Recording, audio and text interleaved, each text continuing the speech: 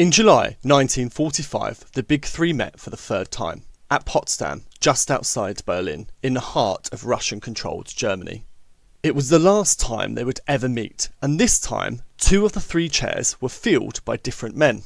At Yalta 5 months earlier, the alliance had still mostly worked. They had agreed to divide Germany, promised free elections across Eastern Europe, and papered over their arguments about Poland with a vague form of words. The plan for Potsdam was simple: turn those Yalta promises into action. It did not go to plan. Compared to the Tirana and Yalta Conference, 2 of the 3 men were different because Britain and America had new leaders. Franklin Roosevelt was dead. He had died in April, just weeks before Germany surrendered. His replacement was his vice president, Harry Truman. He was a blunt, plain-spoken man. Where Roosevelt had gone out of his way to charm Stalin, Truman didn't bother. He disliked communism, he disliked Stalin, and he didn't trouble to hide it. He complained that he was tired of babysitting the Soviets and said the only language Stalin understood was, "How many army divisions have you got?" The British chair changed too. Winston Churchill arrived as Prime Minister, then lost the general election back home and was replaced by the new Prime Minister, Clement Attlee. Of the 3, it was only Stalin who was the same leader as at the Yalta Conference. And then there was a thing Truman knew that Stalin officially did not. On the 16th of July 1945, days before Potsdam opened, the United States had detonated the world's first atomic bomb in the New Mexico desert. It worked.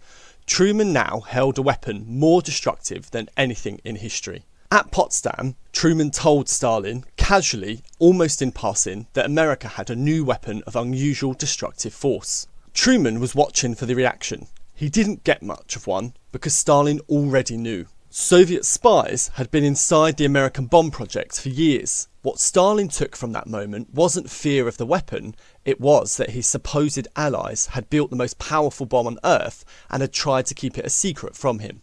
In terms of agreement, there wasn't much agreed that was new. Firstly, they confirmed and expanded the decisions from Yalta. Germany and Berlin would stay divided into their 4 zones. Germany would be disarmed, the Nazi Party banned, and its people slowly reintroduced to democracy. The surviving Nazi leaders would be put on trial. These trials became the Nuremberg trials. Second, they reached an awkward compromise on reparations. Rather than fix a single figure, each power would take reparations from its own zone, with the Soviets, whose zone was the poorest, also getting a share of industrial equipment from the richer Western zone. Finally, Poland's western border was pushed further onto German land, just as Yalta had signalled. What the leaders argued over is much more substantive. If you look back at what was agreed, it was a set of housekeeping arrangements for a country everyone already occupied. On the enormous question, the future of Eastern Europe, they agreed nothing. The sharpest argument was Eastern Europe. At Yalta, Stalin had promised free elections. At Potsdam, there was no sign whatsoever that he meant to hold them. The Red Army occupied Poland and a communist government was quietly being assembled there. Truman and Attlee disagreed, but Stalin didn't move. And, with his troops on the ground, he didn't have to. They argued over reparations too, not just the amount, but the fear beneath it. Stalin wanted to strip Germany bare to rebuild the Soviet Union. The problem was Truman had no intention of paying to feed a ruined Germany only to watch it collapse into communism. The zone-by-zone compromise didn't settle that fear. It just drew an economic line down the middle of Germany that would very soon become real. And over all of it hung the bomb and the mistrust it exposed. These were allies who were no longer willing to trust one another. So, here is the question historians still argue about. Was Potsdam where the Cold War began? And if so, whose fault was it? One interpretation blames the change of leadership.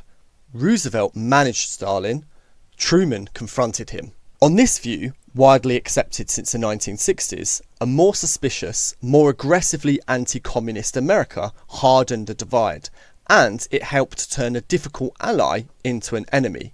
Change the men, and perhaps you change the outcome. The other interpretation says the men barely mattered. Look at what Stalin was actually doing, installing a communist government in Poland in plain breach of Yalta before Truman had done a single thing. On this view, Truman wasn't causing the confrontation, he was reacting to it. The bomb didn't create the mistrust between the Allies, it simply revealed how little was left.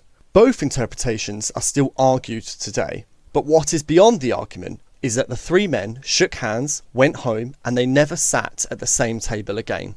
After Potsdam, the wartime alliance was over, but it wasn't officially buried yet. And while the diplomats argued over the wording of agreements, Stalin's army was already answering the question in its own way, turning the countries of Eastern Europe one by one into a communist wall between the East and the West.